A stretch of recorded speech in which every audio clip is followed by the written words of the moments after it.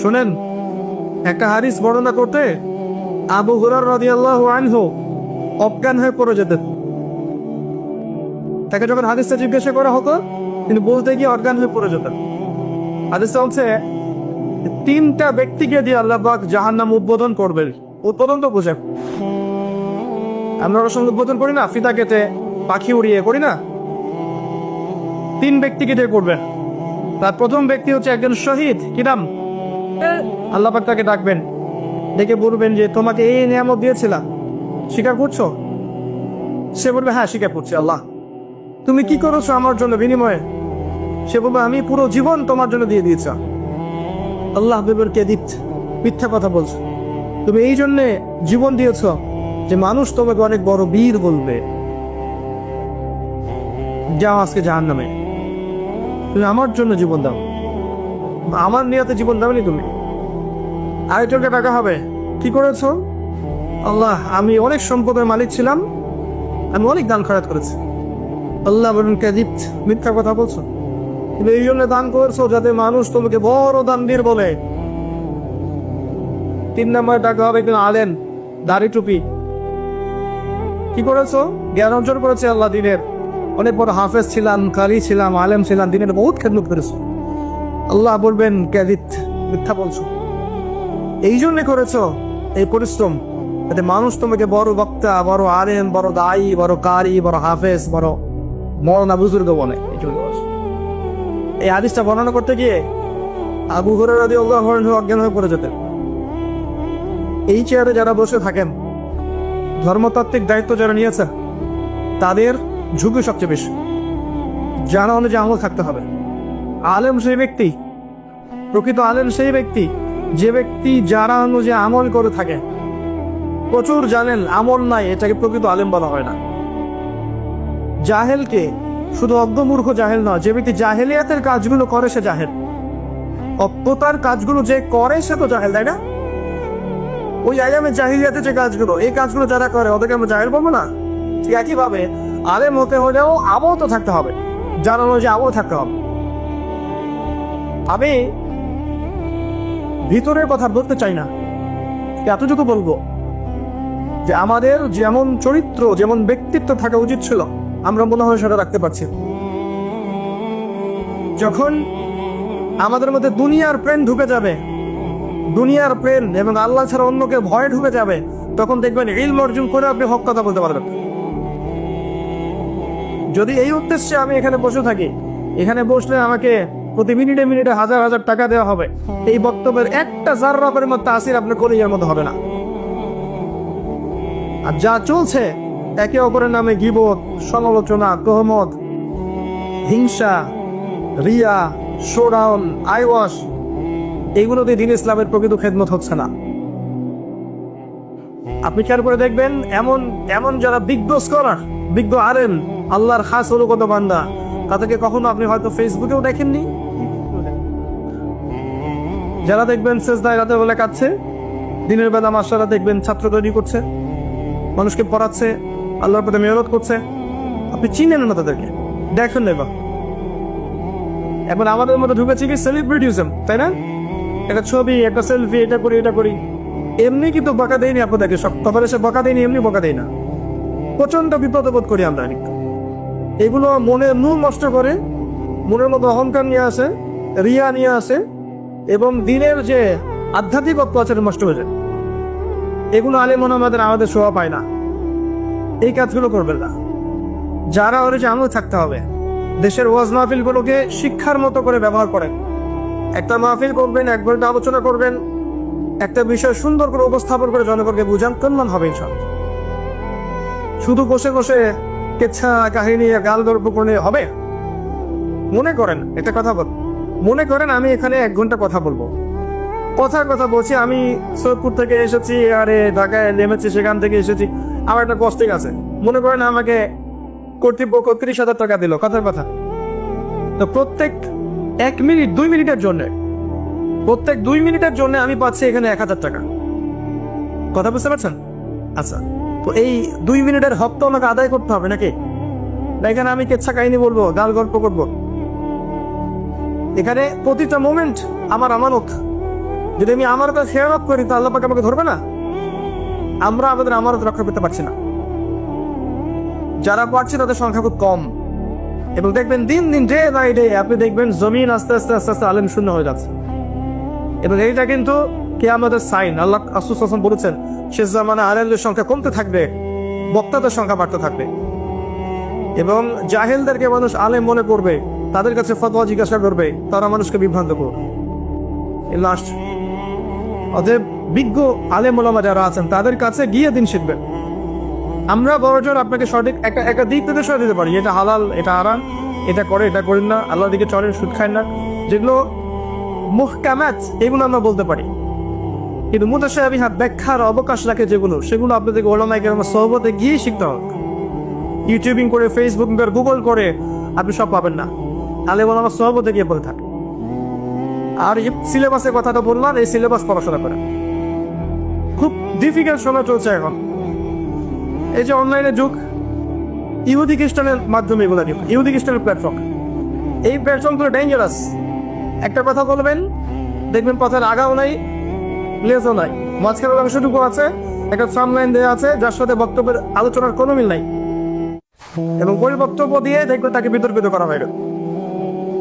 এই করে অনেক আলেমকে খুঁজে করা হচ্ছে, এবং ওই আলেমদের জায়গা কিন্তু আপনারা পূরণ করতে পারবেন না। পারবেন না। আরেকটা বিষয় আছে সমস্যা আমাদের, অল্পতেই একজনকে মাথায় তুলে ফেলি, আবার খুব সামান্যতেই মাটিতে ছুঁড়ে ফেলে। আমাদের জাতিগত সমস্যা আছে, আরো সমস্যা আছে। অতি উৎসাহ দেখাই, অতি আবেগ দেখাই। অতি আবেগ না, যখন আপনি কাউকে নিয়ে খুব বেশি মাতামাতি করবেন তখন তার দিকে মানুষের চোখ লাগবে, এবং ইসলামের দুশ্মনরা খুঁজে পেয়ে যাবে যে তাদের কাকে নিয়ে সমস্যা। আপনি তুলে ধরছেন যে একে নেন, একে নিলে আপনার জন্য সেফ। আপনি এত সম্পদ, মূল্যবান রত্নটাকে লুকিয়ে রাখতে পারলেন না, আপনি বরং সবার সামনে ওপেন করে দিলেন, আর ইসলামের যারা শত্রু তারা ওটাকে ছিনিয়ে এনে চলে গেল। তো বেশি আবেগ, বেশি মাকামাতির প্রয়োজন নাই। কে আল্লাহর জন্য কি করছে আল্লাহ তো দেখছেন না? ইনশাল্লাহ দেখবেন আল্লাহ পাক যদি আমাদেরকে আল্লাহ যোগ্য মনে করেন, দেখবেন এই জেনারেশনের মাধ্যমে আল্লাহ পাক দ্বীনের খেদমত কবুল করবেন ইনশাআল্লাহ। যদি আমরা যোগ্য না হই, দেখবেন আল্লাহ আমাদেরকে সরিয়ে দিয়েছেন, দিয়ে অন্য কওমকে হেদায়েত দিয়ে এই জায়গায় নিয়ে আসবেন। আল্লাহ পাক এটা বলেছেন, ইস্তাবদিল কওমান গায়রাকুম, তোমরা দায়িত্ব পালন না করলে আল্লাহ পাক অন্য কওমকে হেদায়েত দিয়ে এই জায়গায় নিয়ে আসবেন। সুম্মা লা ইয়াকুনু আমসালাকুম, তারা তোমাদের মতো হবে না। আমাদের ছেলেরা, তার পরের ছেলেরা দেখবেন এমন একটা প্রজন্ম নিয়ে আসবে যারা ইলম অর্জন করবে, জানা অনুযায়ী আমল করবে, হালাল খাবে, হারাম খাবে না, আদর্শ পরিবার করবে, দিনের জন্য মেহনত করবে, আল্লাহর জমিন, আল্লাহর দিন কায়েম করে ছাড়বে সব। আমরা যদি না পারি কোনো সমস্যা, নিজের উপর বার্ডেন করে দিবেন না। যতটুকু আল্লাহ পাক দিয়েছেন আপনাকে, মেধা, অর্থ সম্পদ, জ্ঞান, কথা বলার ক্ষমতা, লেখার ক্ষমতা, এইটাকে দিনের জন্য কাজে লাগে। পড়াশোনা করেন, প্রচুর পড়াশোনা করেন। এখনকার যুব সমাজের অন্যতম একটা সমস্যা হচ্ছে পড়তে চায় না। আমি এখানে 2 ঘন্টা আলোচনা করি, আমি জানি 2 ঘন্টা আপনারা এটা শুনবেন। 2-4 ঘন্টা সবার হাতে একটা করে বই দিয়ে বলি 2 ঘন্টা আমার একটা এক্সাম নিব, আর দেখবেন যে 10টা-20টা লোক বসে আছে, বাড়ি বলে চলে গেছে, পড়াশোনা করতে চায় না। বাস্তবতা, পড়াশোনা ছাড়া কোনো গতি নাই। এটা একটা বড় জিহাদ আপনার জন্য। এখন জ্ঞান দিয়ে আপনাকে যুদ্ধ করতে হবে, জ্ঞান দিয়ে যুদ্ধ করতে হবে। মুসলিমরা এত পিছিয়ে থাকবে কেন? আমাদেরকে সব থেকে এগিয়ে যেতে হবে। একটা মাদ্রাসার আলেম ইংরেজিতে বক্তব্য দিতে পারবেন, এমন যোগ্যতা তাকে অর্জন করতে হবে। একটা জেনারেল শিক্ষিত ছেলেকেও এমন কোরআনের জ্ঞান অর্জন করতে হবে যে আপনিও ইউনিভার্সিটি ক্লাসে কোরআন পড়াবেন ইনশাআল্লাহ। এগুলো করতে হবে, একটা সমন্বয় দরকার। খেয়াল করে দেখেন, মাদ্রাসা যারা পড়ছেন মাশাআল্লাহ অনেকদিন ধরে অনেক সাবজেক্ট করেছেন, কিন্তু দেখবেন ইংরেজি, ম্যাথামেটিক্স, সায়েন্স, আপনার যে political science, Jio politics, history, এই সাবজেক্টগুলো তারা কিন্তু ছুঁয়ে দেখছেন না, বা পড়লে খুব সামান্য, এটা যথেষ্ট নয়। আবার যাবে দেখবেন এই জেনারেল লাইনে পড়ছি আমরা মাশাআল্লাহ সায়েন্সে পড়ছি, আর্টসে পড়ছি, কমার্সে পড়ছি, বিবিএ, এমবিএ সব করছি, কিন্তু দেখবেন ওযুর ফরজ কয়টা বলতে পারি না। এই দ্বিচারিতা থাকলে সমস্যা আছে। এমন সিস্টেম নেন, এমন সিলেবাস নিয়ে আসেন যে সিলেবাসের মধ্যে সব সাবজেক্ট আপনি লঞ্চ করতে পারেন। আপনি যদি নাও পারেন, পরবর্তী যে ছেলেমেয়েগুলো আছে ওদের জন্য স্কুল করে তোলেন, মাদ্রাসা করেন, কলেজ করেন, এমন সিলেবাস দেন যাতে আমাদের বাচ্চারা ওইটা পায় যেটা আমরা পাইনি। এই কথাটা আমি কেন বলতে পারলাম? বিকজ আমি মাদ্রাসায় ঢুকেছি, মাদ্রাসার সমস্যা দেখেছি, আর জেনারেল লাইনে তো পড়েছি বিশ্ববিদ্যালয় পর্যন্ত, এখানকার সমস্যা দেখেছি। আমি আপনাকে আপনার ভাষায় বোঝাতে পারলাম জিনিসটা। এই যে মাহফিল, শোনেন, যদি এমন সিস্টেম করতে পারেন রাষ্ট্র থেকে, কিরকম যে বিসিএস পরীক্ষা হয় না, এরকম পরীক্ষা হবে, সিলেবাস প্রদান করে দেওয়া হবে, সিলেবাসে কোরআন থাকবে, হাদিস থাকবে, ফিকহ থাকবে, ইসলামের হিস্ট্রি থাকবে, অর্থনীতি থাকবে, সব থাকবে, একই সাথে ইংরেজি, সায়েন্স, জিওপলিটিক্স, ইকোনমিক্স, এই সাবজেক্টগুলো থাকবে। একটা সুন্দর সাবজেক্টগুলোকে কেন্দ্র করে একটা সিলেবাস লঞ্চ করে বিসিএস স্টাইলে পরীক্ষা নেন, রিটার্ন নেন, আবার ভাই বানেন, আবার রিটার্ন নেন, আবার ভাই বানেন, ক্যাডার বের করি না, আবার ক্যাডার, বিশেষ ক্যাডার বের করি না। এইভাবে আপনি সারা দেশে 100টা আলেম ক্যাডার বের করেন এবং রুল করে দেন এই 100টা আলেম সারা দেশব্যাপী দাওয়াতি কাজ করবে, কোনো মাহফিলে গিয়ে 1 টাকা নিতে পারবে না, বরং তাদেরকে রাষ্ট্র থেকে ভাড়া দিয়ে দাও, গাড়ি দিয়ে দিব, আমি বাড়ি দিয়ে দিব, একটা সরকারি কর্মকর্তাকে যা দিই তাই দিয়ে দিব, এবং তাদের দেখবেন বক্তব্যের ভাষা হবে সেম, এবং সিলেবাস যেহেতু সেম, তারা বিভ্রান্তি ছড়াবে না, সুন্দর ইসলামী দাওয়াত সারা দেশ জুড়ে ছড়াবেন। তখন এই চেয়ারে বসে ওই রামসাম যদুমদিকেও বসে কথা বলতে পারবে না। এবং এই পরীক্ষাটা জেনারেল লাইনের এবং মাদ্রাসা সবার জন্য ওপেন করে দেন, যারা মাস্টার্স করেছে, যারা এদিকে দাওরা করেছে, সবার জন্য ওপেন করে দেন। তারপর দেখেন জ্ঞানের ক্ষেত্রে জেনারেলরা পিছিয়ে থাকবে, অনাবধি আসবেন সব। সিস্টেম লঞ্চ করতে হবে। এখানে দেখবেন এমন কিছু মাহফিল হয়েছে যেগুলো কমেডির মতো হয়েছে। আমি যে এটিএন, তারপরে যমুনা, অন্য কিছু চ্যানেলে দেখলাম, এক রিপোর্ট করেছে যে কমেডি এখানে বসে বসে যে কথাগুলো জনগণের সাথে বলেছে, হাসিয়েছে, রং তামাশা করেছে, ওগুলোকে কাট করে একটা রিপোর্ট করেছে। এগুলো দেখলে একটা সেকুলার মানুষ কি ইসলামের দিকে আগ্রহ পাবে? এগুলো দেখলে কি যারা একটু আধুনিক স্মার্ট মানুষ, তারা কি এগুলো দেখে ইসলামের সম্পর্কে খারাপ ধারণা নিতে পারবে না? এগুলো যে দায়ী কে হলো তাহলে? আমি দায়ী, আপনিও দায়ী। আপনিও তাদেরকে ডেকে এনে ওয়াজ শুনলেন কেন? আপনি কি জন্য এরকম জাহের বেরকে নিয়ে এসে কথা শুনলেন? একটা ওয়াজের লেকচারে বসলো, বসে একটা গান শোনানো, একটা মানে ডিজের মতো রক সং করছে, আশ্চর্য বিষয়, মানে অবাক করার বিষয়। এটাকে দিনই মাজলিস অন্য কিছু? এই জিনিসগুলো যদি চলতে থাকে তাহলে ডে বাই ডে দেখবেন ইসলাম সম্পর্কে কিছু মানুষের খারাপ ধারণা জন্মাবে। কিন্তু নবী সাল্লাল্লাহু আলাইহি ওয়াসাল্লামের কোন সাহাবী কি এমন করে দিন প্রচার করেছেন? মুসআব বিন উমাইর রাদিয়াল্লাহু আনহু এইভাবে দিন প্রচার করেছেন? তাহলে আমরা যদি এই বিষয়টাকে ব্যবসার মতো করে না নেই এবং লোক দেখানো বিষয়গুলোকে না নেই, এটাকে শুধু আল্লাহর জন্য দিন এই জমিনে দিনের প্রচার হবে এবং যুগোপযোগী ভাবে দিনটা মানুষের সামনে তুলে ধরতে হবে, এই উদ্দেশ্যে কাজ করতে হবে। আল্লাহ পাক তৌফিক ইনায়াত করুন, আমিন। আমার কথায় কিছু মনে করবেন না, আমি কাউকে আঘাত করার জন্য কথা বলি। কিছু বিষয় আমি ফিল করি ভিতর থেকে, জাস্ট শেয়ার করলাম। যদি এমন হতো কতই না ভালো হতো, এমন মনে হয়। কিন্তু আমার হাতে তো কোনো ক্ষমতা নেই, আছে কোনো ক্ষমতা নেই। তো যদি আল্লাহ পাক ঊর্ধ্বতন কর্তৃপক্ষদেরকে হেদায়েত দেন বা বুঝ দেন, হয়তো বা তারা এগুলো করতে পারে। আমরা দোয়া করি আল্লাহ পাক উপর থেকে নিচ পর্যন্ত সবাইকে হেদায়েত দান করেন। আমি কারো মাঝে কোনো বিভক্তি দেখি না। আমার কাছে মনে হয় সবাই মুসলিম, সবাই আমরা ভাই। সবার মাঝখানে ভালো কিছু আছে, আপনি পাবেন, কিছু খারাপ পাবেন, খারাপগুলো ছেড়ে দেন, ভালোগুলো নিয়ে থাকে। আমরা সমালোচনায় বেশি পটু, যে খারাপটা বেশি চর্চা করতে পছন্দ করি। কারণ মানুষের মধ্যে ভালো কিছু নাই, আমরা ভালো কিছু বলতে চাই না। এই কারণেই আল্লাহ পাক আমাদের উপর আযাব দিয়ে দেন। এগুলো অনেক সময় দেখা যায় আমাদের উপর আযাব হয়ে আসে, আমরা বুঝতে পারি না। আল্লাহ বোঝার তৌফিক ইনায়াত করুন, আমিন। আমি আলোচনা গুটিয়ে নিচ্ছি। তো আমি এতক্ষণ যে কথাগুলো বললাম, কোরআন থেকে আপনাকে একটা জিনিস বোঝাতে চাইলাম যে প্রত্যেক যুগে যুগে আল্লাহর সুন্নাত একই। এই যুগে আমরা কার উম্মত? মুহাম্মদ সাল্লাল্লাহু আলাইহি ওয়াসাল্লাম। এই উম্মত যখন পৃথিবীতে এসেছে, ওই আয়ামে জাহিলিয়াতে শিরক ছিল, সুদ ছিল, জিনা ছিল, ব্যভিচার ছিল, গোত্রীয় হানাহানি ছিল, নারী অবমাননা ছিল, অনেক জাহিলিয়াত ছিল। মাত্র 23 বছরের ব্যবধানে, শেষ করছি শোনেন, মাত্র 23 বছরের ব্যবধানে তিনি ওই জাহিলি আরবকে পরিবর্তন করে সোনালী আরবে পরিণত করেছেন। করেন নাই? কি করেছেন তাহলে? 23 বছর পরে আরবের দিকে তাকান, ওখানে কোনো শিরক নাই, না কোনো বেদাত আছে, না হারাম আছে, না সুদ আছে, না জেনা আছে, না গোত্রীয় হানাহানি, কিচ্ছু নাই। সোনার একটা আরব। এর উপর হলো তারা কোরআন এবং হাদিসের হকটা আদায় করেছেন, করে নাই? আমরাও যদি এখন এই যুগে কোরআন এবং সুন্নাহর হকগুলো আদায় করি, ইনশাআল্লাহ দেখবেন আপনি আগামী 20, 30, 40, 50 বছর পর হলেও এমন প্রজন্ম গড়ে উঠবে ইনশাল্লাহ, দেখবেন যারা আল্লাহর জমিন আল্লাহর দিন কায়েম করে ছাড়বে ইনশাল্লাহ। শোনেন, যারা খেলাধুলা নিয়মিত করে আধা ঘন্টা 1 ঘন্টা করেন, এবং এই খেলাধুলার সময় আপনার যেন নামাজ ছুটে না যায়, কাপড় যেন সফর নষ্ট না হয়, খেলতে খেলতে জিকির পড়া যায় না, সুবহানাল্লাহ আলহামদুলিল্লাহ পড়া যায় না, যাবে জিকির করতে পারবেন আপনি।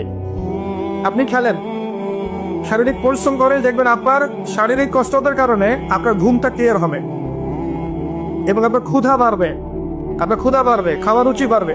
আপনি খাবেন বেশি, তখন ব্যায়াম করবেন, ফিজিক্যালি স্ট্রং হবেন এবং ঘুমাবেন ক্লিয়ার, মাথা ফ্রেশ থাকবে, তখন পড়াশোনা করলে মন বসবে। এগুলো টিপস আমাদেরকে দেওয়া হয়েছিল ছোটবেলা। তো আর বললাম না খেলাধুলার হিস্ট্রি আমার, এতটুকু বলেন যে রোজা রেখে 2 বেলা খেলেছে, এক সময় ছিল আবার। যাই হোক, তো নামাজ পড়েন, শারীরিক কষ্ট পড়েন, ব্যায়াম করেন, চরিত্র ধরার কথা বলছে। এই টেকনোলজির দিকে বেশি যায় না, আপনি কায়িক পরিশ্রম করেন, সাংসারিক দায়িত্ব নিয়ে শেখেন, বাজার করেন, বাবাকে সহযোগিতা করেন, মাকে সহযোগিতা, সাংসারিক দায়িত্ব পালন করেন। এরপর আপনি হালাল রিজিকের ব্যবস্থা করেন। যদি হালাল রিজিকের ব্যবস্থা হয়ে যায়, আপনি যদি প্রাপ্তবয়স্ক হয়ে থাকেন, বিয়ে করে ফেলেন, চরিত্র হেফাজত হবে। যুবকরা এখন মাদক খাচ্ছে, মাদকের ব্যাপক চলা, এগুলো কোরআন সুন্নাহর সাথে মিলছে? আপনি কি দিবেন? যুব সমাজ এখন পর্নোগ্রাফিতে আসক্ত, তাদের রাগ পর্নোগ্রাফি না দেখলে কাছে না, এগুলো কোরআন সুন্নাহর সাথে মেলে? নিবেন আপনি? আপনার গার্লফ্রেন্ড আপনার কাছে মাসে 3, 4, 5 হাজার টাকা খরচ করায়, এটা কোরআন সুন্নাহর সাথে মেলে? নিবেন আপনি? জিনা আপনি করতে পারবেন চাইলেই, করতে পারবেন, পতিতার উন্মুক্ত, আপনি কি যাবেন? কোরআন সুন্নাহর সাথে মিলবে? ওয়াদা করেছেন আল্লাহর কাছে, আল্লাহ কোরআন এবং সুন্নাহর সাথে যা মেলে আমি সেগুলো নিব, যেগুলো মেলে না সেগুলো নিব না। এখন যদি কোরআন সুন্নাহ ফলো করার পরে আমি আপনাকে বলি যে আপনি একজন মৌলবাদী মানুষ, আপনি কি করবেন?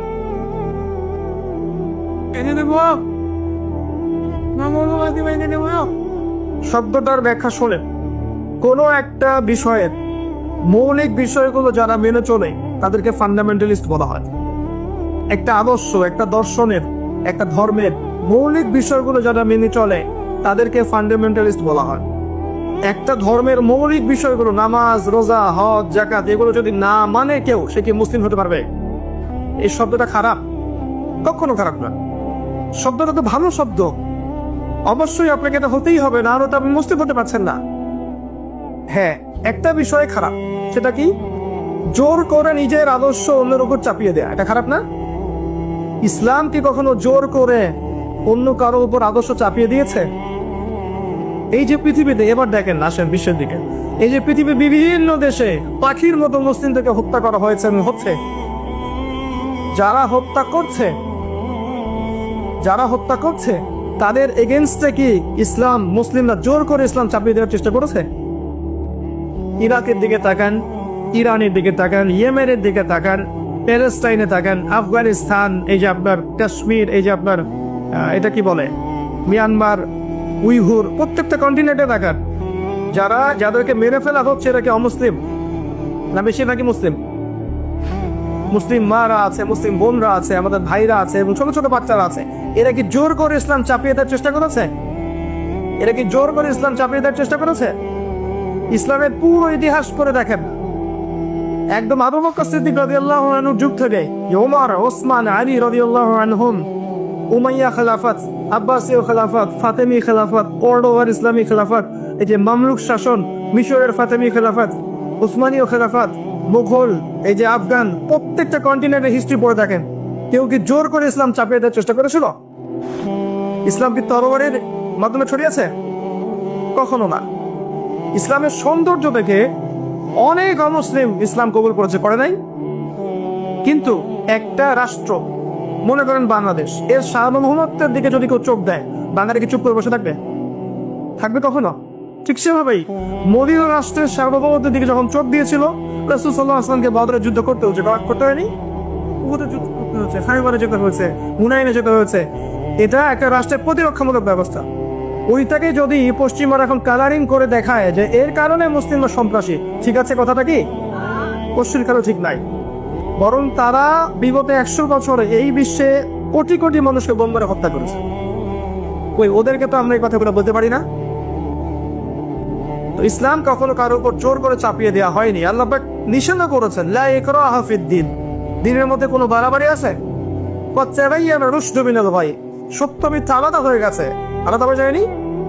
যার ইচ্ছা হয় সে ইসলাম কবুল করে হেদায়েতের পথে আসবে, যার ইচ্ছা হয় না সে সেই অবস্থায় মৃত্যুবরণ করবে। আল্লাহ পাকের কিছু আসে যায়? আমরা কোরআন এবং সুন্নাহর মূলনীতিগুলো ফলো করবো ইনশাআল্লাহ আযজা ওয়া জাল। এবং এই মূলনীতিগুলো ব্যক্তি পর্যায়ে আছে, আপনার পারিবারিক পর্যায়ে আছে, সোশ্যাল পর্যায়ে আছে, ওয়ার্ল্ড ওয়াইডও আছে। যার যেখানে সক্ষমতা সে সেখানে পালন করবে ইনশাআল্লাহ। এবার আসেন, আল্লাহ পাক আদম আলাইহিস সালামকে যে সৃষ্টি করলেন, প্রথম তাকে কি করেছেন বলে তো? কি করেছেন? নাম জ্ঞান শিক্ষা দিয়েছে, তাই না? ওয়াল্লামা আদামাল আসমা কুল্লাহা, এই কুল্লাহা শব্দটা মনে রাখবেন। আল্লাহ নিজে বলেছেন আমি আদমকে প্রতিটা বিষয়ের নাম শিক্ষা দিয়েছি। মহাবিশ্বের প্রতিটা বিষয়ের জ্ঞান আল্লাহ পাক আদম আলাইহিস সালামকে শিক্ষা দিয়েছেন। বলেন সুবহানাল্লাহ। এমন জ্ঞান শিক্ষা দিয়েছেন যেই জ্ঞান আল্লাহ পাক মালাইকাদেরকেও শিক্ষা দেননি। যখন আদম আলাইহিস সালামকে বলতে বলা হলো নামগুলো বলে দাও, তিনি সব নাম বলে দিলেন। ফেরেশতাদেরকে জিজ্ঞাসা করা হলো বলে দাও, তারা বলতে পারলো না। তারা বললো যে অতটুকুই জানি যতটুকু আপনি শিখিয়েছেন। এরপর আল্লাহ পাক বললেন আদমকে সিজদা করো, তাই না? এরপর ফেরেশতা নূরের, ওই যে নূরের ফেরেশতা এই মাটির আদম সন্তানকে সিজদা করলো। সুবহানাল্লাহ। আমরা কিন্তু আমাদের মূল্য বুঝি না যে আমরা কত উন্নত সৃষ্টি, আল্লাহ পাকে কত প্রিয়, আল্লাহ কত ভালোবাসে, মহব্বতের সাথে আমাদেরকে সৃষ্টি করেছেন। আমরা কিন্তু আমাদের মূল্য বুঝি না। যদি বুঝতাম যে আল্লাহ আমাদেরকে কত ভালোবাসে এবং আল্লাহ আমাদেরকে কি পরিমাণ রহম করতে চান, আমরা পশ্চিম গেল বেনামাজি থাকতাম না, বেরোজাদার থাকতাম না, আমরা আল্লাহ অবাধ্য হতাম না। আবার কথায় মনে করবেন আমি কাউকে আঘাত করার জন্য কথা বলি, কিছু বিষয় আমি ফিল করি ভিতর থেকে, শেয়ার করলাম। যদি এমন হতো কতই না ভালো হতো, এমন মনে হয়। কিন্তু আমার হাতে কোনো ক্ষমতা নেই, আছে কোনো ক্ষমতা নেই। তো যদি আল্লাহ পাক ঊর্ধ্বতন কর্তৃপক্ষদেরকে হেদায়েত দেন বা বুঝ দেন, হয়তো বা তারা এগুলো করতে পারে। আমরা দোয়া করে আল্লাহ পাক উপর থেকে নিচ পর্যন্ত সবাইকে হেদায়েত দান করে। আমি কারো মাঝে কোনো বিভক্তি দেখি না। আমার কাছে মনে হয় সবাই মুসলিম, সবাই আমার ভাই। সবার মাঝখানে ভালো কিছু আছে, আপনি পাবেন, কিছু খারাপ পাবেন। খারাপগুলো ছেড়ে দেন, ভালোগুলো নিয়ে থাকে। আমরা সমালোচনায় বেশি পটু, যে খারাপটা বেশি চর্চা করতে পছন্দ করি। মানুষের মধ্যে ভালো কিছু নাই, আমরা ভালো কিছু বলতে চাই না। এই কারণেই আল্লাহ পাক আমাদের উপর আযাব দিয়ে দেন। এগুলো অনেক সময় দেখা যায় আমাদের উপর আযাব হয়ে আসে, আমরা বুঝতে পারি না। আল্লাহ বোঝার তৌফিক এনায়েত করুন, আমিন। আমি আলোচনা গুটিয়ে নিচ্ছি। তো আমি এতক্ষণ যে কথাগুলো বললাম, কোরআন থেকে আপনাকে একটা জিনিস বোঝাতে চাইলাম, প্রত্যেক যুগে যুগে আল্লাহর সুন্নাত একই। এই যুগে আমরা কার উম্মত? মুহাম্মদ সাল্লাল্লাহু আলাইহি ওয়াসাল্লাম।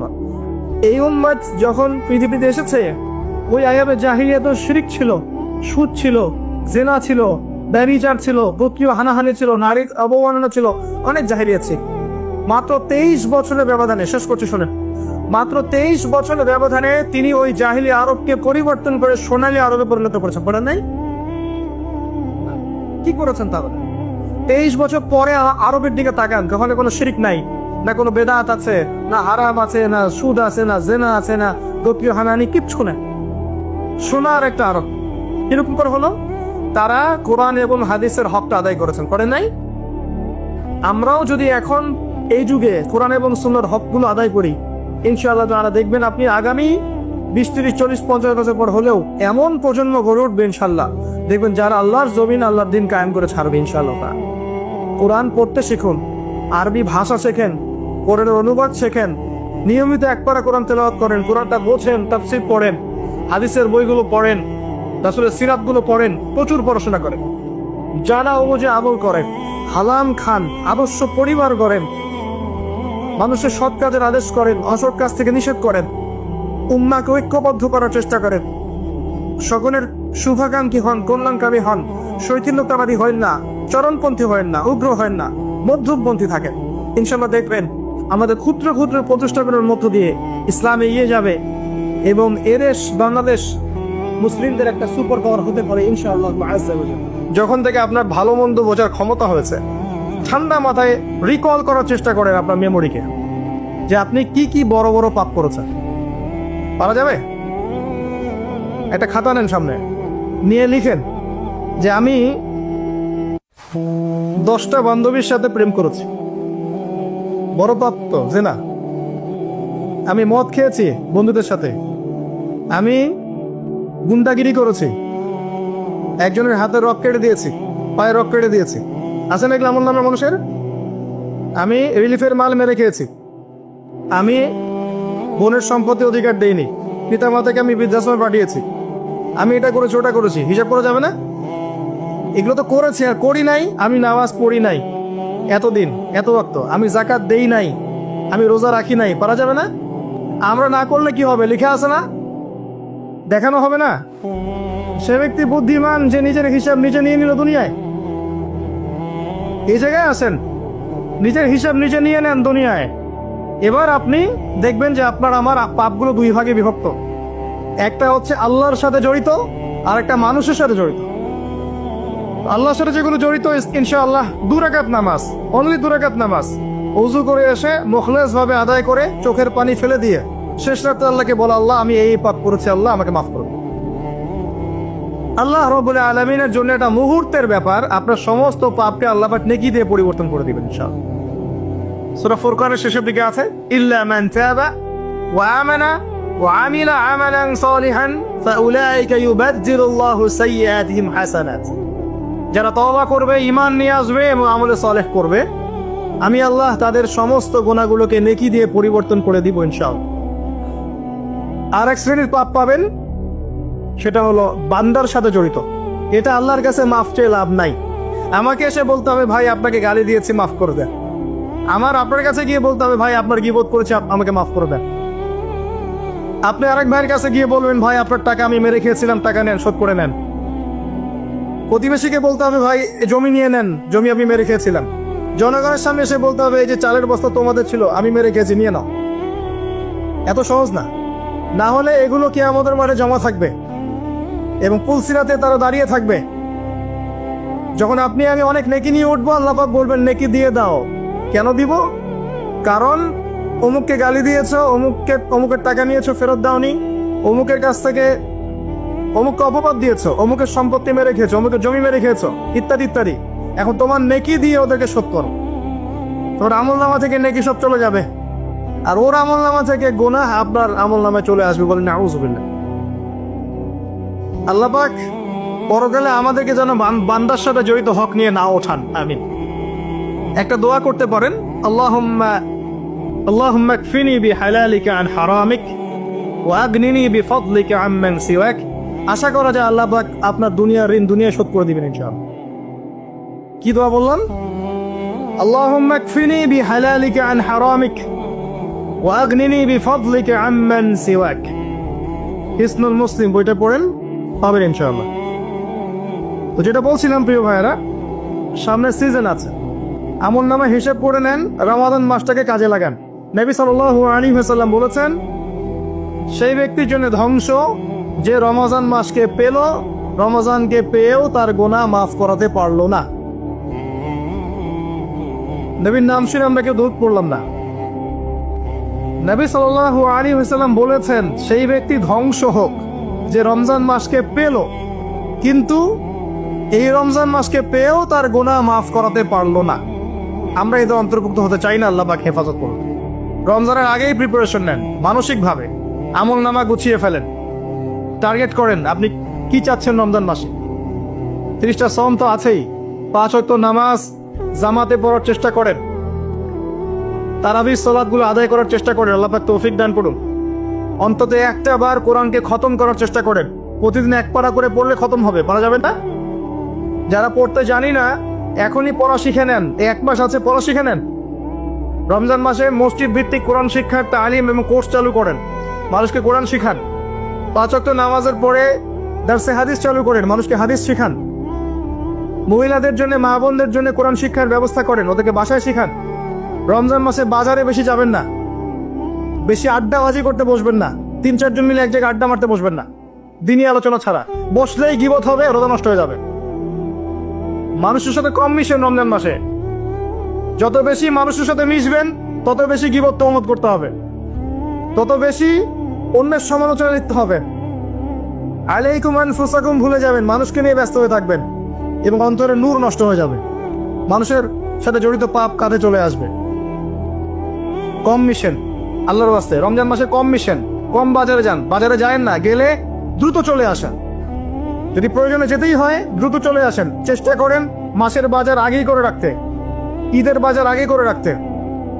এই শেষের দশক স্পেশালি লাইলাতুল কদর যেখানে থাকে, এই দশক মানুষ বাজারে কাটায়। বাঙালি মুসলিম এই দশকটা বাজারে কাটায়, ইল্লা মাশা আল্লাহ। আর মা বোনদের তো খবর নাই, এরা তো মার্কেটেই বেশি ঘুরে বেড়াবে দেখবেন। আর এত বেশি ইফতারের আইটেম করতে যায় না যে এই খাওয়ার পিছনে আপনার সময় চলে যায়। যদি সারাদিন রোজা রাখার পরে 10টা আইটেম নিয়ে বসে ইফতার করতে, আসলে রোজা আমাকে আত্মশুদ্ধি শেখাইলো না। সেহরিতে যদি 20টা আইটেম থাকে, মনে হয় এটা আমার জীবনের শেষ খাবার, খাইতে পারবো না, তাহলে সমস্যা। এই রোজা আমার কোনো আত্মশুদ্ধি করবে না। কথাগুলো খারাপ লাগতে পারে কিন্তু বাস্তব। আপনি রমজান মাসকে ফিকির করেন, রমজানের ফিকির করেন, এই রমজান মাসের জাকাত গুলো দিয়ে দেন। জাকাত দিবেন না, এলাকার না দেশের অর্থনীতি সমৃদ্ধ হবে না। জাকাত, শুধু জাকাত দেন, অনলি জাকাত, দেখবেন ইকোনমিক সেকশনে দিন দিন উন্নতি করছি আমরা। জাকাত সবাই দিতে শুরু করেন, দেখবেন সমাজে একটা মানুষ খুঁজে পাবেন না যে না খেয়ে মারা যায়, ইনশাআল্লাহ তাআলা। আল্লাহ পাক এর মধ্যেই ইসলামিক ইকোনমিক্স রেখেছেন, ধনীর সম্পদে গরিবের হক। এটাতে করে সম্পদ ঘুরতে থাকবে হাত থেকে হাতে, হাত থেকে হাতে। এতে করে সবাই খেয়ে পরে বাঁচবে। যখন আপনি সুদে যাবেন তখন এক শ্রেণীর মানুষ খাবে, আর এক শ্রেণীর মানুষ দরিদ্রতার অতল তলে চলে যাবে। এটা বাস্তবতা। এটা দেশের ক্ষেত্রে না, বিশ্বের ক্ষেত্রেও দেখবেন বিশ্বের একটা শ্রেণী দিন দিন ধনী হচ্ছে, আর একটা শ্রেণী দিন দিন গরিব হচ্ছে। কারণ কি জানেন? রিবা, সুদ। রমজানের এই ফিকিরগুলো করেন, আল্লাহ পাক তৌফিক দান করুন যেন এই রমজানে আমরা আমাদের সমস্ত গুনাহগুলোকে মাফ করিয়ে নিতে পারি, আমিন।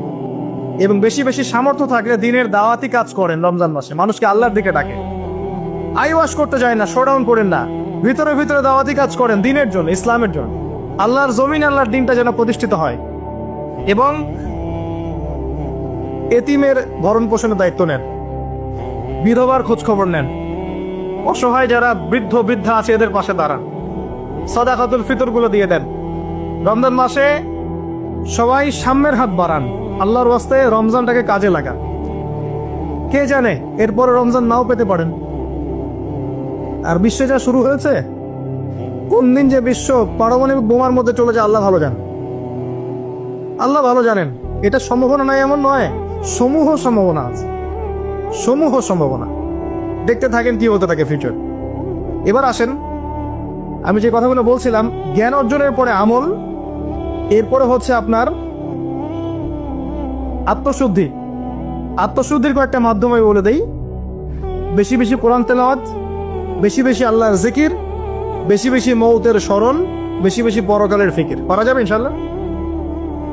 এবং কম কম কথা বলা, কম কম খাওয়া, কম কম ঘুমানো, কম কম মানুষের সাথে মেশা পারা যাবে।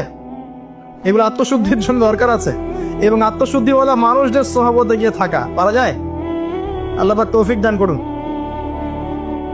এরপরে আসবেন বেসিক কাজে। আপনার ইকোনমি হালাল কিনা দেখেন, হারাম রিজিককে ঘরে ঢুকতে দিয়েন না, সুদকে ঢুকতে দিয়েন না। আল্লাহর ওয়াস্তে হাত জোর করে অনুরোধ করছি, সুদকে ঢুকতে দিয়েন না, ছেড়ে দেন। আল্লাহ আপনার রিজিকের দায়িত্ব নেবেন। ওয়ারযুকুহু মিন হাইসু লা ইয়াহতাসিব, এমন উৎস থেকে আল্লাহ আপনাকে রিজিক দিবেন আপনি কল্পনা করতে পারবেন না। আপনি মনে করেন না রিজিকের মালিক আপনি নিজেই, সুদ না খেলে আপনি রিজিক পাবেন না, এমনটা ভাবেন না। এটা ভাবার নাম হলো শিরক। এটা শোনেন, যখন আপনি মনে করছেন যে এটা ছাড়তে আমি পারবো না, যদি আমি ছেড়ে দেই আমার পরিবার চলবে না, আমি চলতে পারবো না, মানে আপনি মনে করছেন রিজিকের মালিক আপনি নিজেই। এটা শিরক। আল্লাহর উপর তাওয়াক্কুল করে ছেড়ে দিতে পারলে দেখবেন আল্লাহ আপনাকে বেহিসাব রিজিক দেবে ইনশাআল্লাহ। এটা আপনি কল্পনা করতে পারবেন না। মিন হাইসু লা ইয়াহতাসিব, আপনার কল্পনার বাহির থেকে আল্লাহ রিজিক দিবেন ইনশাআল্লাহ। আপনি কল্পনা করতে পারলে আয়াতটা ঠিক হবে না, আপনার কল্পনার বাহির থেকে রিজিক আসবে ইনশাআল্লাহ। এবং এটা হচ্ছে দিন দিন বহু মানুষ সুদ ছেড়ে দিচ্ছে আলহামদুলিল্লাহ, এবং হালাল ব্যবসা করছে, হালাল কিছু করার চেষ্টা করছে। আল্লাহ পাক ওদেরকে না খাইয়ে রাখেন নাই, বরং সুদ খোরদের চেয়ে ভালো রেখেছেন আলহামদুলিল্লাহ। চেষ্টা করেন এরপরে বেসিক পরিবারের আদর্শ ঠিক করার জন্য। পরিবারে কালিমা থাকবে, কি থাকবে? লা ইলাহা ইল্লাল্লাহ, তাওহীদ থাকবে, পরিবারের সুন্নত থাকবে, পরিবারে তালিম থাকবে, পরিবারের মধ্যে পর্দা থাকবে, এবং এগুলো বাস্তবায়নের চেষ্টা আমরা করব। যদি এরপরে পরিবারবর্গ না শোনে, আপনি আসহাবুল কাহফ হয়ে যান। কথা বোঝা যায়? যদি বলতে বলতে বুঝাতে বুঝাতে দাওয়াত দিতে দিতে আপনি ক্লান্ত হয়ে যান, কিছুতেই মানুষ আপনার পরিবারবর্গ কথা না শোনে, সেপারেট পরিবার গঠন করে, আলাদা পরিবার করুন, একা থাকেন, সুসম্পর্ক বজায় রাখেন, যার যার হক তাকে তাকে দিয়ে দেন, কিন্তু আপনি আলাদা পরিবার গঠন করেন, নিজে একা থাকেন। আমরা অনেকে মনে করি যে আলাদা হয়ে যাওয়াটা খারাপ।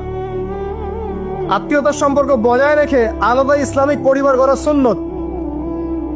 কথা কি বোঝাতে পারছি না? আত্মীয়তার সম্পর্ক বজায় থাকবে, যার যার হক তাকে তাকে আপনি দিবেন, দিয়ে আপনি স্বতন্ত্র আদর্শ ইসলামিক পরিবার গড়বেন, এটা সুন্নত। কারণ একটা বড় পরিবার যেখানে আপনি দিন পালন করতে পারছেন না, পর্দা নাই, হালাল রিজিক নাই, আপনার আত্মনির্ভরশীলতা নাই, আপনার মতামতের কোনো মূল্য নাই, ইসলাম আপনি পালন করতে চান, বাধা দেওয়া হয়, আপনি আলাদা হয়ে যান, আলাদা স্বতন্ত্র পরিবার গঠন করেন দিনের জন্য, এবং আদর্শ স্ত্রীকে বিয়ে করেন, আদর্শ সন্তান মানুষ করেন। দেখবেন আগামীতে ইনশাল্লাহ পরিবারটা ভালো ফলাফল বয়ে আনবে ইনশাল্লাহ। কিছু করার নাই, ইসলামের জন্য আমাকে স্বার্থপর হতে হবে। ইসলামের জন্য স্বার্থপরতার সুযোগ আছে। যখন দাওয়াত দিতে দিতে বোঝাতে বোঝাতে মানুষ একবারে ক্লান্ত হয়ে যায়, তখন নূহ আলাইহিস সালাম পর্যন্ত বলেছেন, রব্বি আন্নী মাগলুবুন ফান্তাসির, আল্লাহ আমি পরাজিত হয়ে গেছি, আমাকে সাহায্য করো। আল্লাহ পাক প্লাবন নামিয়ে দিয়ে সবাইকে ধ্বংস করে দিয়েছে। লূত আলাইহিস সালাম শেষমেশ তার স্ত্রীকে ছেড়ে চলে গেলেন। নূহ আলাইহিস সালাম তার সন্তানকে রেখে চলে গেলেন।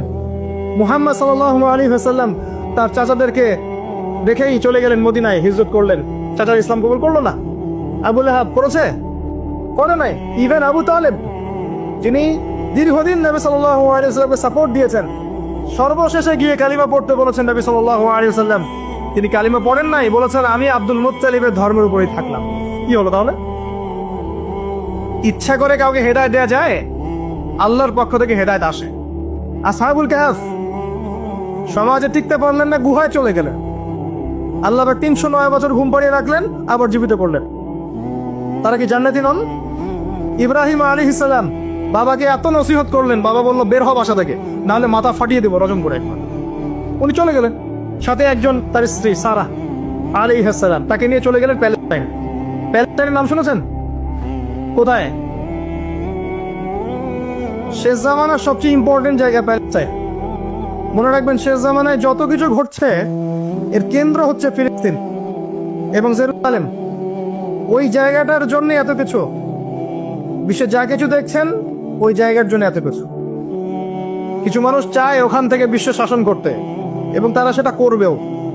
এটাকে সাময়িক সময়ের জন্য, তারপরে ইনশাআল্লাহ তাআলা মুসলিমরা ওদের গর্দান উড়িয়ে দিবে ইনশাআল্লাহ। এবং ঈসা আলাইহিস সালাম সেখান থেকে ইসলামী খেলাফা আবারও বাস্তবায়ন করবেন ইনশাআল্লাহ তাআলা। আসেন এই বেসিক কাজগুলো করেন প্রিয় ভাইরা। আর আল্লাহ পাক আমাদেরকে কিছু প্রতিভা দিয়েছেন, কাউকে জান, কাউকে মাল, কাউকে লিখার ক্ষমতা, কাউকে বলার ক্ষমতা। আল্লাহ পাক যাকে যে প্রতিভা দিয়েছেন, এই প্রতিভাটাকে আপনি দিনের কল্যাণে ব্যয় করেন। যদি একটা মসজিদ করতে পারেন করেন, একটা মাদ্রাসা করতে পারেন করেন, একটা শিক্ষা প্রজেক্ট করতে পারেন করেন, একটা ইসলামিক এনজিও করতে চান করেন, এতিমদের দায়িত্ব নেন, কোনো প্রজেক্ট করেন, মানবতার সেবামূলক কোনো কাজ করেন, পলিটিক্সের থেকে ভালো কিছু করতে চান করেন, পলিটিক্সের থেকে যদি ভালো কিছু করতে পারেন সেটাও করেন। মানে আপনি যেখানে আছেন সেখান থেকে দিনের জন্য কিছু করেন, পারবেন না? একজন মানুষ ধরেন একটা এলাকার রাজনৈতিক নেতা, তার পক্ষে কি পসিবল না ইসলামের জন্য কাজ করা, মানুষের ভালো করা সম্ভব না? পসিবল, এবং অনেক ক্ষেত্রে আমার চেয়ে বেশি পসিবল। একজন আলেম, তার জন্য কি এইসব মঞ্চে বসে দিনের কথা বলা সম্ভব না? মানুষকে দিনের পথে ডাকা সম্ভব না? একজন মসজিদের মুতাওয়াল্লি, তার জন্য কি মসজিদটা আবাদ করা সম্ভব না? একটা মাদ্রাসার প্রতিষ্ঠাতা, তার জন্য কি মাদ্রাসা আবাদ করা সম্ভব না? আমাদের প্রত্যেককে আল্লাহ বা কিছু না কিছু সুযোগ দিয়েছেন, ওগুলোকে ফাইন্ড আউট করে আল্লাহর ওয়াস্তে যে কয়দিন বেঁচে থাকবো দিনের জন্য কিছু করে কবরও যাই, ইনশাল্লাহ জান্নাত পাওয়া যাবে। এগুলো বাস্তব কথা, প্র্যাকটিক্যাল কথা। আর একটা কথা মনে রাখবেন, আল্লাহ পাক বলেছেন নাসুল্লাহ ফানাসিয়াহুম, যারা আল্লাহকে ভুলে যাবে আল্লাহ ওদেরকে ভুলে যাবেন। যারা আল্লাহকে ভুলে যায় আল্লাহ তাদেরকে ভুলে যান। ইন্নাল্লাহা লা ইউগাইয়িরু মা বিকওমিন হাত্তা ইউগাইয়িরু মা বিআনফুসিহিম। একটা কওম যতক্ষণ তার অবস্থা পরিবর্তনের চেষ্টা করে না, আল্লাহ পাক ওই কওমের অবস্থা পরিবর্তন করেন না। ইন তানসুরুল্লাহা ইয়ানসুরকুম ওয়া ইউসাব্বিত আকদামাকুম, তোমরা যদি আল্লাহর দ্বীনকে সাহায্য করো তবেই আল্লাহ তোমাদেরকে সাহায্য করবে, তোমাদের পদযুগল দৃঢ় রাখবে। আমি আমার মত শোনেন, তোমরা যদি আল্লাহর দ্বীনকে সাহায্য করো তবেই আল্লাহ তোমাদেরকে সাহায্য করবে। এমনি এমনি সাহায্য আসবে না, আসবে না, কখনোই না। এভাবে ঘাপটি মেরে বসে থাকলে আর সবাই খারাপ হয়ে গেছে আমি ভালো, নিজে বাঁচলে বাপের নাম, অথবা সমাজটা পচে গেছে এখন আর কিছু করা যাবে না, এইসব চিন্তা করে যারা কম্বল দিয়ে মুড়ি দিয়ে শুয়ে থাকবে তারাও ধ্বংস হয়ে যাবে এক সময়। ধ্বংস হওয়ার সময় ওরাও বাদ থাকবে না, ওরাও ধ্বংস হয়ে যাবে। তো আল্লাহর দ্বীনকে সাহায্য করেন, যার যতটুকু ক্ষমতা আছে, প্রতিভা আছে, আল্লাহ পাক সামর্থ্য দিয়েছেন। আল্লাহ পাক একটা সুসংবাদ দিয়েছেন, ইয়া আইয়ুহাল্লাযীনা আমানু, হে মুমিনগণ, ওয়ালা তাহিনু ওয়ালা তাহজানু, তোমরা হীনবল হয়ো না, দুশ্চিন্তাগ্রস্ত হয়ো না। ওয়া আনতুম লা আলাউনা, তোমরাই বিজয়ী হবে ইনশাআল্লাহ। ইন কুনতুম মুমিনিন, যদি প্রকৃত অর্থে তোমরা মুমিন হয়ে থাকো, যদি তোমরা প্রকৃত অর্থে মুমিন হয়ে থাকো তোমরাই বিজয়ী হবে ইনশাআল্লাহ। হীনবল হয়ো না, দুশ্চিন্তাগ্রস্ত হয়ো না। আল্লাহ পাক আরো আয়াতে বলেছেন, তোমরা কি ভেবেছো এমনি এমনি জান্নাতে চলে যাবে? যতক্ষণ না আল্লাহ পাক তোমাদেরকে পরীক্ষা করছেন, যতক্ষণ আল্লাহ পাক দেখে নিচ্ছেন কে তোমাদের মধ্যে সবর করনেওয়ালা আর প্রচেষ্টা চালানেওয়ালা, তোমরা কি ভেবেছো এমনি এমনি জান্নাতে চলে যাবে? সেইগুলো হচ্ছে বাস্তব কথা। এবার আসেন, এখন আমরা যে পরিস্থিতির মধ্যে আছি এখান থেকে পুরোপুরি উত্তরণ সম্ভব না, ফুল স্টপ। যা দেখছেন ফিতনা ফাসাদ, যা দেখছেন ব্যক্তিগত জীবনে, পারিবারিক জীবনে, সোশ্যালি, ইকোনমিক্যালি, জিওপলিটিক্যালি, এই ফিতনা ফাসাদগুলো থেকে পুরোপুরি রিকভার করা এখন সম্ভব না। এবং এটা আইএমএ জাহিলিয়াতে, সেই জাহিলিয়াতগুলো তো হার মানাচ্ছে দিন দিন। এখানে নবী সাল্লাল্লাহু আলাইহি ওয়াসাল্লামের সিরাত বা জীবনী, এটা ঘেটে দেখবেন তিনি কিভাবে সমাজ সংস্কার করেছেন, ওটাই পথ পদ্ধতি, এর বাইরে কোনো পথ নাই। আর একটা দিন যাবে আর আপনার কাছে মনে হবে গতকালটা আজকের দিনের চেয়ে ভালো ছিল। যতদিন যাবে আলামাতুস-সাআহ, আখিরুজ-জামানের সাইনগুলো আরো প্রকাশিত হতে থাকবে। মানুষ মারা যাবে, মানুষ বেশি বেশি মরবে, মহামারীতে হোক, হত্যাকাণ্ডে হোক, যুদ্ধে হোক, মানুষ মরবে বেশি বেশি সামনে। উলামায়ে কেরামের সংখ্যা কমতে থাকবে, জাহেলদের সংখ্যা বাড়বে। যত দিন যাবে আল্লাহর প্রাকৃতিক গজবগুলো বাড়বে, ভূমিকম্প বলেন, মহামারী বলেন, জলোচ্ছ্বাস বলেন, ভূমিধস বলেন, আকৃতি পরিবর্তন বলেন, এগুলো বাড়বে। যত দিন যাবে হালাল রিজিক সংকীর্ণ হবে, জিনা বাড়বে, মাদক বাড়বে, মানুষ জিনা করবে হালাল মনে করে, মাদক খাবে হালাল মনে করে। যত দিন যাবে মেয়েদের সংখ্যা বাড়বে, পুরুষরা কমতে থাকবে, এবং ছেলেরা মেয়ের পোশাক পরে ঘুরবে, মেয়েরা ছেলের পোশাক পরে ঘুরবে। যত দিন যাবে ফাংশনাল জায়গাগুলোতে মেয়েরা চলে আসবে, ছেলেরা পিছিয়ে পড়বে। যতদিন যাবে যুদ্ধ বিগ্রহ বাড়বে, এবং সামনের যুদ্ধগুলো প্রথম ওয়ার্ল্ড ওয়ার, সেকেন্ড ওয়ার্ল্ড ওয়ারকে হার মানাবে। ওগুলো কিছুই নাই সামনে, ম্যাসাকার হয়ে যাবে পৃথিবী, ম্যাসাকার। একটা কান্ট্রি, অস্ট্রিয়া হাঙ্গেরি, সেখানে রাজপুত্রকে গুলি করা হয়েছে তার স্ত্রী সহ। এই ইস্যুটাকে কেন্দ্র করে সে তার পার্শ্ববর্তী দেশটাকে আক্রমণ করলো 2 সপ্তাহ পরে। এখন পার্শ্ববর্তী দেশের বন্ধু রাষ্ট্র ছিল রাশিয়া, সে বললো যে আমার বন্ধুকে আক্রমণ করা হলে আমি চুপ থাকবো না। আর অস্ট্রিয়া হাঙ্গেরি বললো আমি আমার বন্ধুকে ডেকে নিয়ে আসছি। তাহলে কে তোমার বন্ধু? জার্মানি। জার্মানিকে ডেকে আনা হলো, জার্মানি যুদ্ধে ঝাঁপিয়ে পড়লো অস্ট্রিয়া হাঙ্গেরির জন্য। রাশিয়া এদিক থেকে জার্মানিকে আক্রমণ করছে, জার্মানি এদিক থেকে ডিফেন্ড করছে। এদিকে অস্ট্রিয়া হাঙ্গেরি তার প্রতিবেশীকে আক্রমণ করছে। এবার ফ্রান্স বলল যে রাশিয়া আমার বন্ধু, আমি জার্মানিকে ছাড়বো না। তখন ফ্রান্স যুদ্ধে চাপ দিল, সে জার্মানির এগেইনস্টে যুদ্ধ করলো। ম্যাসাকার অবস্থা, এমন যুদ্ধ যে একদিনে 17,000 মানুষ মারা গেছে, কয়েক ঘন্টার মধ্যে 17,000 মানুষ শেষ, এমন হয়েছে। এবং পানি পথে, আকাশ পথে, সব পথেই হয়েছে। এবার ব্রিটেন বলছে, ব্রিটেন যে ফ্রান্স আমার বন্ধু, আমিও চুপ থাকবো না, সেও যুদ্ধে চলে আসলো। কি ইস্যুটা ছিল? ওই যে রাজপুত্রকে গুলি করে হত্যা করেছে 1914 সালের সামার গ্রীষ্মকালে।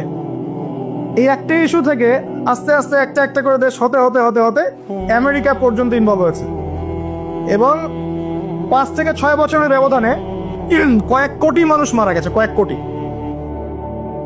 এগুলো হিস্ট্রি পড়েন। সামান্য ইস্যু নিয়ে বিশ্বে কি হতে পারে আপনার কল্পনাও নাই। সিরিয়ার ইস্যুটা দেখবেন, সামান্য ইস্যু ছিল, আস্তে আস্তে আস্তে আস্তে 10টা 12টা 15টা রাষ্ট্র ইনভলভ হয়ে গেল, মানুষ মরে শেষ, রেফিউজি, ম্যাসাকার অবস্থা। বিশ্ব এদিকে যাচ্ছে আস্তে আস্তে, চিরদিন এমন অবস্থা থাকবে না।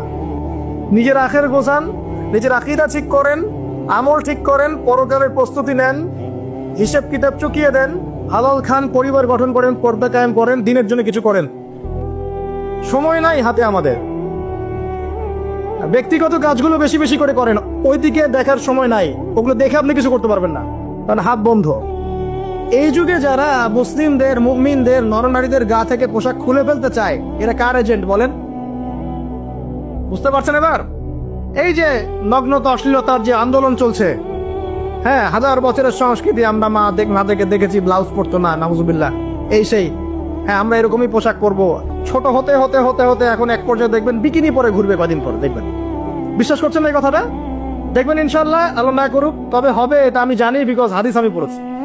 শেষ জামানায় এরকম নগ্নতা, অশ্লীলতা, বেহায়াপনা বাড়তেই থাকে। এবং এমন একটা সময় আসবে যে মানুষ রাস্তাঘাটে জেনা করবে। ওই যুগে সবচেয়ে ভালো ব্যক্তি হবে সে, যে তাকে গিয়ে বলবে, বাবা তুমি এইখানে জেনা করছো, ভালো, একটু দেওয়ালের পিছনে যেতে পারলা না, সে হবে ওই জামানার ভালো ব্যক্তি। আপনি হাদিসটা বিশ্বাস করলেন না? আমি নিজে হাদিস পড়েছি যে রাস্তাঘাটে মানুষ জেনা করবে। তো এই যে নগ্নতা, অশ্লীলতার যে সংস্কৃতি চলছে না, এই কাপড় খুলে ফেলার যে ট্রেন্ড এবং রেভলিউশনের দিকে মানুষ যাচ্ছে এখন, মেয়েরা স্পেশালি, এরা নিঃসন্দেহে মানুষ শয়তান, নিঃসন্দেহে। কারণ ওই যে শয়তান আমাদের পিতা মাতার কাপড় খুলে ফেলেছিল, এরা তার এজেন্ট। এরা আমার বোনের গা থেকে কাপড় খুলতে চায়, এরা আপনার স্ত্রীর গা থেকে কাপড় খুলতে চায়, এরা আপনার মায়ের গা থেকে কাপড় খুলতে চায়, এবং বলতে চায় এটা স্বাধীনতা। আরে বোকা মানুষ, এই পৃথিবীতে মানুষ স্বাধীন নয়, এই পৃথিবীতে কোনো মানুষই স্বাধীন নয়। মানুষ কিভাবে স্বাধীন হতে পারে? এখানে পৃথিবীতে যতদিন থাকবে মানুষ আল্লাহর দাসত্বের মধ্যে থাকবে। যে মানুষ নিজেকে স্বাধীন মনে করে সে শয়তানের তাবেদারি করে। এই পৃথিবীতে কোনো মানুষই স্বতন্ত্র স্বাধীন নয়, বরং আল্লাহ পাকের দাসত্বের অধীনে সে পরাধীন। মানুষ বুঝতে চায় না যে স্বাধীনতার ডেফিনেশন কি। আল্লাহ পাকের রুলস এবং রেগুলেশনস মেনে চললে পরে আমি তখন স্বতন্ত্র স্বাধীন, আল্লাহর দাসত্বের অধীনে, দাসত্বের বাইরে গিয়ে নয়। আর আল্লাহ পাকের দাসত্বের 5 পয়সা পরোয়া না করে নিজেকে যদি স্বাধীন মনে করে, সে তো শয়তানের চেলা। কথা কি বুঝতে পারছেন? আসেন, এই যে আমাদের পিতা মাতাকে ওখান থেকে নামিয়ে দেওয়া হলো, তারা দুজন কিন্তু এই পৃথিবীতে যে কষ্টের জীবন তারা কিন্তু একসাথে অতিবাহিত করেছেন, করেন নাই? তো এই যে কষ্ট, দুঃখ, একসাথে পথ চলা, স্বামী স্ত্রীর এই যে একটা বন্ধন, মায়াবী একটা হৃদ্যতার বন্ধন, এটাই হচ্ছে পরিবারের ভিত্তি। আমি আদর্শ পরিবারের দিকে যাচ্ছি আস্তে আস্তে ইনশাআল্লাহ। কোরআন থেকে আপনাকে কয়েকটা দলিল দিচ্ছি। এবার দেখবেন তাদের সন্তান হাবিল কাবিল, ও যে কি হলো, কাবিল হাবিলকে, পড়েন নাই? কাবিল হাবিলকে হত্যা করলো। এখানে হত্যার মূল কারণ কি ছিল? হিংসা। কাবিলের কোরবানি কবুল হচ্ছে না, হাবিলেরটা হচ্ছে। তার মানে বুঝলাম পৃথিবীতে ফাসাদ ছড়িয়ে পড়বে, পরিবারে ফাসাদ ছড়িয়ে পড়বে, তার অন্যতম একটা কারণ হচ্ছে ঈর্ষা বা হিংসা। আসলে ঈর্ষা হিংসা এক জিনিস নয়, এখানে মূল কারণ হচ্ছে হিংসা। তো আমাদের পরিবার জান্নাতের টুকরা হবে ইনশাআল্লাহ যদি স্বামী স্ত্রীর মধ্যে হিংসা না থাকে, পরিবারের সদস্যদের মধ্যে পরশ্রী কাতরতা না থাকে। একটু মনোযোগ দেন। তারপরে সামনে যান। ওই যে নূহ আলাইহিস সালামের নাম শুনেছেন? আচ্ছা, কত বছর দাওয়াত দিয়েছেন বলেন? এই তো মাশাআল্লাহ 950 বছর। 950 বছর দাওয়াত দেওয়ার পর 40 বা 80টা পরিবার ইসলাম কবুল করেছে। বাকিরা আল্লাহ পাকের গজবে ডুবে গেছে। এখন ডুবে যাওয়ার মধ্যে কি তার ছেলেও ছিল না? নূহ আলাইহিস সালাম আল্লাহকে বলছেন, আল্লাহ ইন্নাহু মিন আহলি, সে আমার পরিবারের একজন, তাকে হেফাজত করে বাঁচাও, আল্লাহ মাফ করে দাও। আল্লাহ পাক বলছেন লাইসা মিন আহলিক, সে তোমার পরিবারের কেউ না। এখান থেকে আরেকটা দলিল দেই, লুত, কমে লুতের নাম শুনেছেন? ওটা সমকামী, ছেলে ছেলে বিয়ে করে, যেটা এখন ছড়িয়ে পড়ছে দিন দিন। প্রতি 10 জনের মধ্যে নাকি একজন এখন মনে করে যে ছেলে ছেলে বিয়ে করা যায়, নাউজুবিল্লাহ। এবং এর এই সভ্যতাটা ধারক বাহক হচ্ছে পশ্চিমারা। ওখানে অনেক আগেই এগুলো চালু হয়ে গেছে।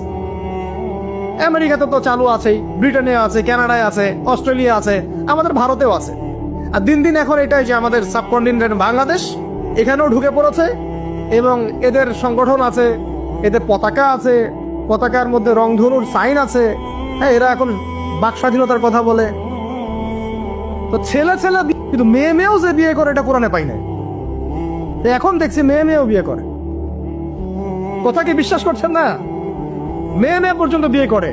তারপরে আরো দেখেছি ইদানিং যে লিভ টুগেদার চলছে বাংলাদেশে। এখন বিয়ের দরকার নেই, একসাথে থাকবেন, বিয়ের দরকার নেই, মানে আপনি একজন বান্ধবী একসাথে চলবেন স্বামী স্ত্রীর মতো, এটা লিভ টুগেদার।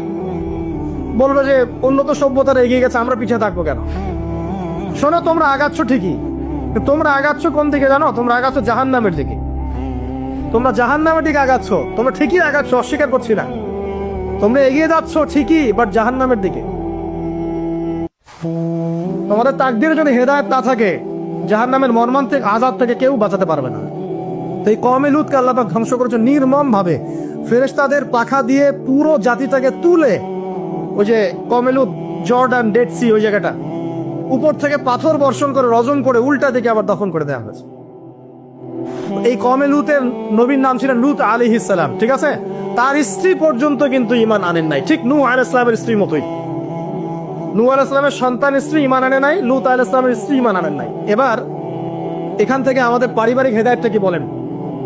আপনি যদি একজন আলেমের সন্তানও হন, আপনি যদি একজন মুহাদ্দিস, মুফাসসির, মুফতিরও সন্তান হন, নিজে যদি তাকওয়া ঈমান অর্জন করতে ব্যর্থ হন, আপনার বংশ, আপনার পরিচয়, আপনার জাতীয়তাবাদ, আপনার রক্ত, বর্ণ কোনো কিছুই আপনাকে জাহান্নামের আগুন থেকে বাঁচাতে পারবে না। এই জন্য নবী সাল্লাল্লাহু আলাইহি ওয়াসাল্লাম তার কলিজার টুকরা মেয়ে ফাতিমা রাদিয়াল্লাহু আনহাকে বলছেন, হে ফাতিমা, দুনিয়াতে আমার কাছে যা চাওয়ার তুমি চেয়ে নাও, পরকালে আমি তোমার কিন্তু কোনো হেল্প করতে পারবো না। কিন্তু আমরা জানি নবী সাল্লাল্লাহু আলাইহি ওয়াসাল্লাম সবার জন্য আমভাবে সুপারিশ করবেন। তিনি তার স্ত্রী আয়েশা রাদিয়াল্লাহু আনহাকে কাঁদতে দেখে বলছেন, হে আয়েশা, কি জন্য কাঁদছো? আয়েশা রাদিয়াল্লাহু আনহা বলছেন, আল্লাহর আযাবের ভয়ে কাঁদছি হে ইয়া রাসূলুল্লাহ। নবী সাল্লাল্লাহু আলাইহি ওয়াসাল্লাম বলছেন, আয়েশা, 3টা জায়গা থাকবে কিয়ামতের মাঠে যখন আমিও তোমাকে চিনতে পারবো না, তুমিও আমাকে চিনতে পারবে না। এক, যখন আমলনামা ছুড়ে দেওয়া হবে, ইকরা কিতাবাক ওয়া কাফা বিনাফসিকা আল-ইয়াওমা আলাইকা হাসিবা, কেউ কাউকে চিনবে না, সবাই ইয়া নাফসি ইয়া নাফসি। একটা হচ্ছে পুলসিরাত পার হওয়ার সময় কেউ কাউকে চিনবে না, ইয়া নাফসি। আরেকটা হচ্ছে যখন আমলনামা ওজন করা হবে মিজান, কেউ কাউকে চিনবে না।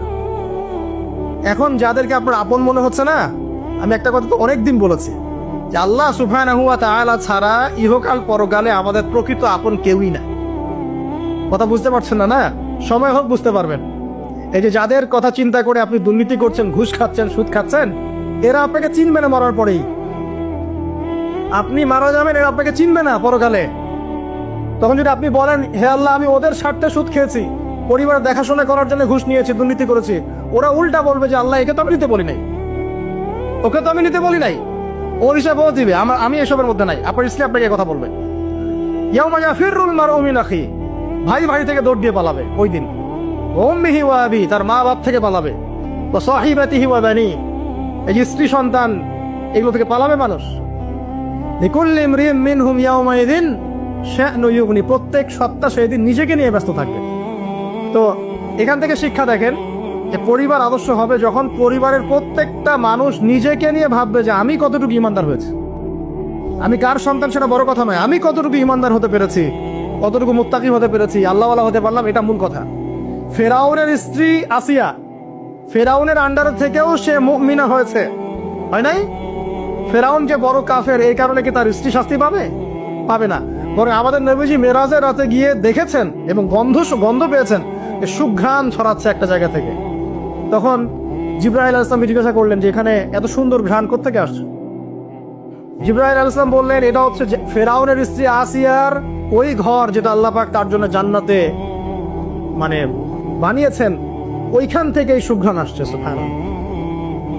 তার মানে এখানে আমরা শিখলাম নিজের চরকায় তেল দিতে হবে, নিজে আমাকে নামাজ পড়তে হবে, নিজেকে আমল করতে হবে, নিজেকে দিনের জন্য কিছু করতে হবে, নিজেকে পর্দা করতে হবে, পরিবারের সদস্যদের দিকে তাকানোর এখন সময়, আগে নিজে। না হলে নবী পরিবারের সদস্য হয়েও দেখেন জাহান্নামে মানুষ যাচ্ছে। এবার সামনে যায় চলেন। ইব্রাহিম আলাইহিস সালাম নাম শুনেছেন? আচ্ছা, তার বাবা কি করতেন? বড় পুরোহিত ছিলেন। আর যেখানে শিরক সেখানেই দেখবেন ইব্রাহিম, যেখানেই কুফর সেখানেই মুহাম্মদ সাল্লাল্লাহু আলাইহি ওয়াসাল্লামের জন্ম হয়, এটাই নিয়ম। তো সেখানে আল্লাহ পাক জন্ম দিলেন ইব্রাহিম আলাইহিস সালামকে, যিনি তার পিতাকে নসিহত করছেন, আব্বা তুমি কেন লিমা তা'বুদু, তুমি কেন এমন এক সত্তার ইবাদত করো, মা লা ইয়াসমাউ, যে শুনতেও পারে না, ওয়ালা ইউবসিরু, সে দেখতেও পারে না, ওয়ালা ইউগনি আনকা শাইআ, সে তোমার কোনো উপকারও করতে পারে না, ক্ষতিও করতে পারে না। ইভেন তোমার স্ট্যাচুর গায়ে একটা মাছি যদি বসে, এটাকে সে নিজে সরাতেও পারে না, তার কোনো ক্ষমতা নাই। এখন তুমি কেন বাবা এর ইবাদত করছো? ইব্রাহিম আলাইহিস সালাম বলছেন। তখন তার বাবা বলছেন, আনতা রাগিবুন আন আলিহাতিনা ইয়া ইব্রাহিম, হে ইব্রাহিম তুমি কি আমাদের এই উপাস্যতা থেকে মুখ ফিরাচ্ছ? যদি তুমি ফিরে না আসো তাহলে আমি তোমাকে বাসা থেকে বের করে দিব, তোমার মাথা পাথর দিয়ে মেরে ফাটিয়ে ফেলবো। তো ইব্রাহিম আলাইহিস সালাম তর্ক করলেন না, বললেন সালামুন আলাইক, আপনার উপর শান্তি বর্ষিত হোক। এই বলে তিনি বাসা থেকে বের হয়ে গেলেন।